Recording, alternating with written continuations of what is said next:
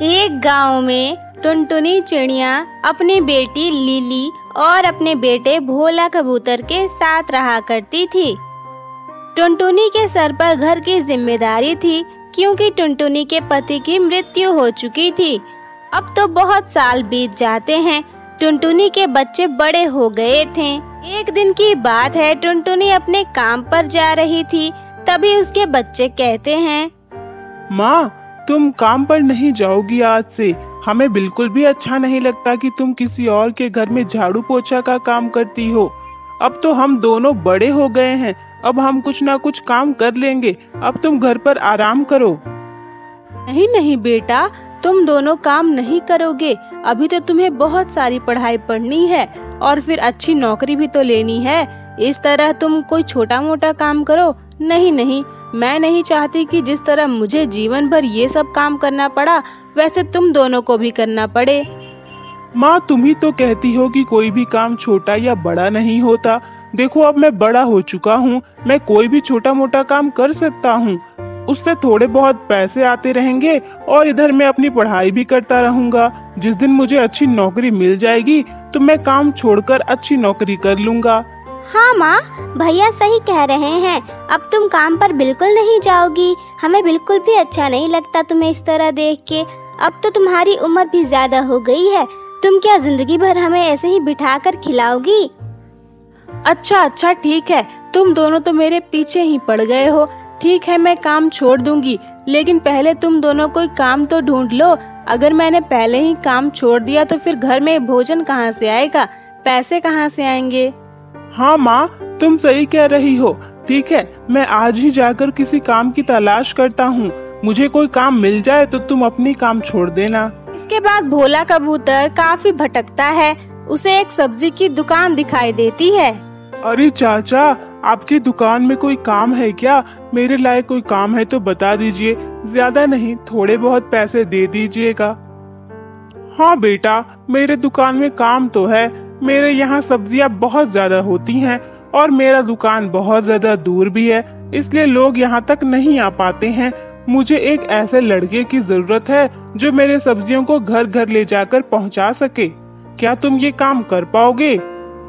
हाँ चाचा, क्यों नहीं, आप मुझे बता दीजिए मुझे क्या करना है। देखो बेटा, तुम्हें रोज ठेले पर ढेर सारी सब्जियां लेकर जाना है और बगल के गांव में घर घर बेच कर आना है। उससे जो पैसे मिलेंगे उसमें से मैं आधा हिस्सा तुम्हें दे दूंगा। बेटा, ये मत समझना कि सब्जियों में बहुत कम पैसे मिलेंगे। नहीं नहीं, वो तो मेरा दुकान बहुत ज्यादा दूर है और बगल के गांव वाले लोग भी मेरी सब्जियां बहुत पसंद करते हैं, क्योंकि मेरी सब्जियां बहुत ताजी होती हैं। लेकिन वो रोज इतने दूर तो नहीं आ सकते ना, इसीलिए मैं चाहता हूँ कि कोई रहे जो ये काम कर सके। देखना, बहुत अच्छी आमदनी होगी। ठीक है चाचा, मैं कल से काम करने के लिए आ जाऊंगा। आज मैं अपने घर जा रहा हूँ। भोला कबूतर खुशी खुशी घर लौट आता है। वो अपनी माँ और बहन से कहता है, माँ, लिली, देखो मुझे काम मिल गया है। मुझे सब्जी मंडी में काम मिला है। ज्यादा कुछ नहीं करना, बस सुबह सुबह सब्जियों को ले जाकर दूसरे गांव में बेचना है। बस इतना ही काम करना है मुझे। इसके बाद मुझे बहुत सारे पैसे मिलेंगे और दिन भर मेरे पास समय भी रहेगा। मैं अपनी पढ़ाई अच्छे से कर सकता हूँ। अरे वाह बेटा, ये तो बहुत अच्छी बात है। ठीक है, तो मैं आज से काम पर जाना बंद कर देती हूँ। अगले दिन भोला कबूतर अपने काम पर चला जाता है। वो ठेला लेकर घर घर सब्जियां बेचने के लिए निकल पड़ता है। इसी तरह बहुत दिन बीत जाते हैं। भोला कबूतर को ये काम करने में बड़ा मजा आता था। इसी बहाने वो पूरे गांव की सैर कर लिया करता था। एक दिन की बात है, भोला कबूतर अपने ठेले पर बहुत सारे कद्दू लेकर जा रहा था। रास्ते में चलते चलते उसके ठेले से एक कद्दू नीचे गिर जाता है। अरे बाप रे, आज तो लगता है मैं इधर ही फंसा रह जाऊंगा। तब से कुछ न कुछ होते जा रहा है। ऊपर से ये सारे कद्दू इतने भारी हैं और अब ये एक कद्दू गिर गया। मुझे तो इसे उठाना ही पड़ेगा। ये कहकर भोला कबूतर कद्दू के पास जाने लगता है। तभी वो कद्दू बोल पड़ता है, क्या बात है भोला, आज तुम बहुत ज्यादा थक गए हो। मुझे तुम्हारी मदद करनी चाहिए। क्या क्या ये तुम बोल रहे हो? तो तुम तो एक कद्दू हो, तुम कैसे बोल सकते हो? हाँ भोला, मैं एक कद्दू हूँ तो क्या हो गया?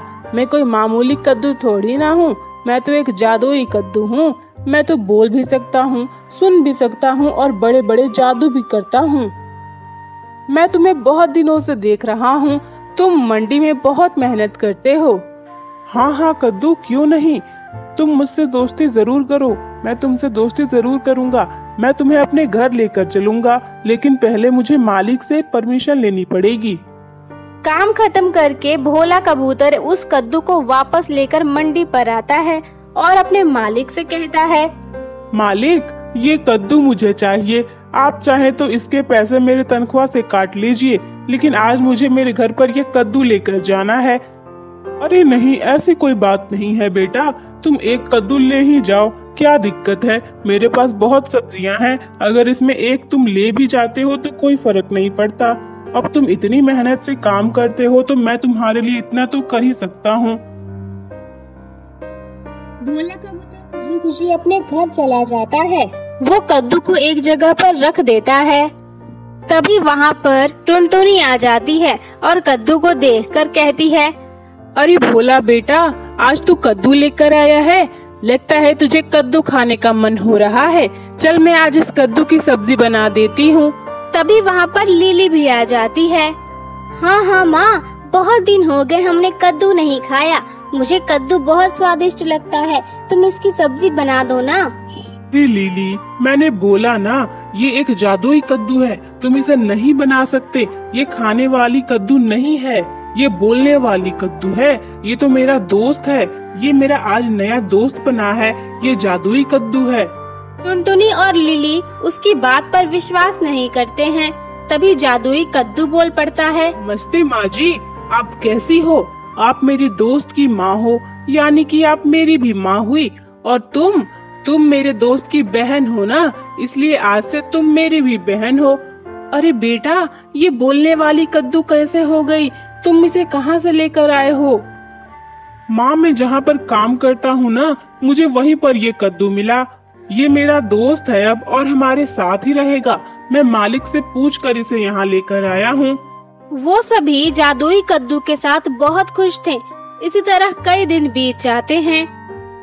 अरे भोला बेटा, अब तुझे कोई बड़ा काम करना पड़ेगा। देख, अब लिली की शादी भी करवानी है, अब जवान हो गई है, कब तक घर पर बिठा कर रखेंगे? एक अच्छा सा अमीर लड़का देखकर इसकी शादी कर देते हैं। कम से कम ये तो अपनी जिंदगी खुशी से जी पाएगी ना। कब तक ये हमारे घर में इस तरह रहेगी? माँ, तुम सही कह रही हो, लेकिन अभी हमारे पास इतना पैसा तो है ही नहीं, तो हम उसकी शादी करेंगे कैसे? ये सारी बातें जादुई कद्दू सुन रहा था। वो बोलता है, अरे माँ जी, आपको मेरे होते हुए परेशान होने की कोई जरूरत नहीं है। लिली मेरी भी तो बहन है, मैं आपकी मदद करता हूँ। मेरे पास बहुत सारा जादू है, मैं अपनी जादू से आपकी मदद कर सकता हूँ। जादुई कद्दू अपनी जादू से वहाँ पर ढेर सारा पैसा ले आता है। ये लीजिए माँ जी। भोला कबूतर, तुम इन पैसों से अपनी बहन लिली की शादी करवाओ। उसकी शादी बड़े धूमधाम से होनी चाहिए। फिर क्या था, उन पैसों से लिली की शादी हो जाती है। लिली का पति कालू कौवा जो बहुत ज्यादा लालची था। इधर जादुई कद्दू भोला कबूतर की अक्सर बहुत मदद किया करता था, क्योंकि भोला कबूतर मन का साफ था और लोगों की मदद भी करता था। इस वजह से जादुई कद्दू उसकी बहुत मदद करता था। धीरे धीरे भोला कबूतर के पास बहुत सारे पैसे होने लगे और उसके पास एक नया बड़ा सा बंगला भी आ गया। ये सब देखकर कालू कौवा सोच में पड़ गया।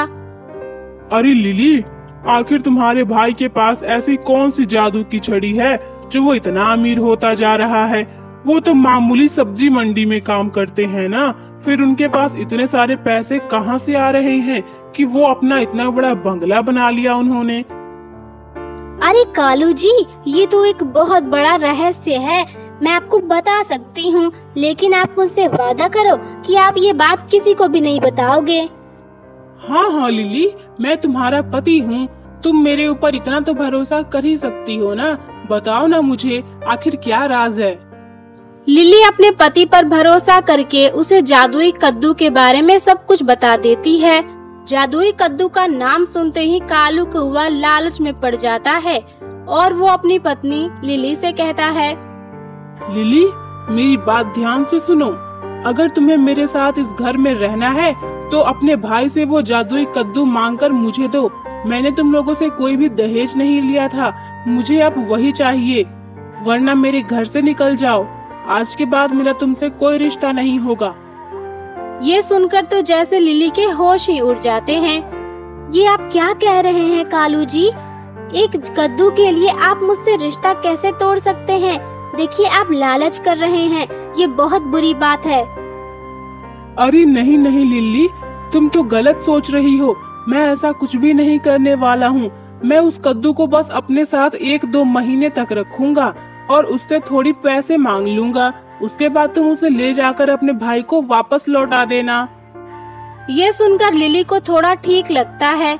वो अपने मायके आती है और अपनी माँ से कहती है, माँ, मेरे पति ये जादुई कद्दू मांग रहे हैं। उन्हें बस कुछ महीनों के लिए ये कद्दू चाहिए ताकि उन्हें कुछ पैसे मिल जाएं। हाँ हाँ बेटा, क्यों नहीं। दामाद जी का तो बिल्कुल हक है। इस घर में जो कुछ भी है उस पर उनका पूरा हक है। तुम ये कद्दू ले जाओ और उन्हें दे दो। उनका जब मन करे वो वापस लौटा देंगे।